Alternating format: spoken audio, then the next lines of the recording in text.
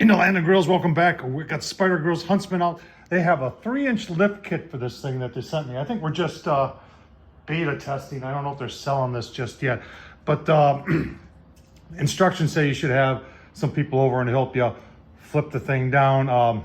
It's Sunday morning and it's only 8:15. I ain't gonna go knocking on doors, so I figured I'd maybe try it on my own. I got a ratchet strap, I got a dolly, I got some oak underneath there, about 4 inches worth, and we're gonna see. Now you gotta take everything out of it, so I've taken all the insides out of it, cleaned all the ash out of it.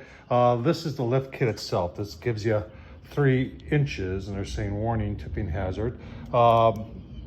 Let's take a look and see if we can do this by ourselves. All right, easy peasy. You got to lay down, take my blocks out. That'll give me enough room to pull those screws, bolts, and nuts out, and then hopefully get the extension in. Got the screws out of the leg, and this is the ratchet that comes with the grill. Never throw your tools out, folks, because you never know when you're going to need them again. All right, that's what it should look like.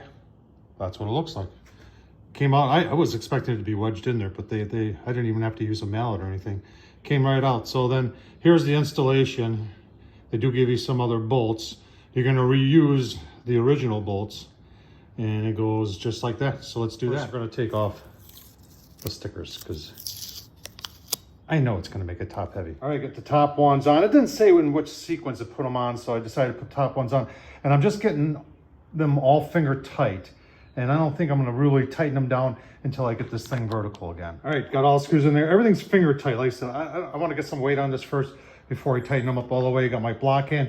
All I got to do is lift up and put it back on its feet. Back on its feet. Let's get the strap out of there and everything and tighten stuff up.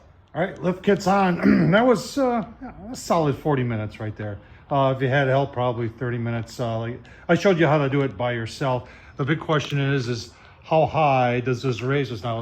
It's 3-inch, so that's what they're saying. So let's see what the cooking height is right now. It's a great level. Tape measure here. See, we've got, let's just call it 34 inches now to cooking height. So it does raise it up 3 inches. Makes it a little bit more convenient for those of us that are a little bit taller. Those of you that don't need it, then you don't need it. Thanks to Spider Grills for sending it to me. It's a nice addition to the grill. What do you think about it? Tom Horsman, YouTube, got a good clean on it. I'm still thinking about some things here. We had some issues in the winter months with maintaining heat, and this thing was just, and hopefully Spider Grills is addressing this. I'm hanging on to this for a while because I'm hoping they're going to, so I can test it out this next winter. Tom Horsman, YouTube, thumbs up, leave a comment, and as always, appreciate you watching, folks.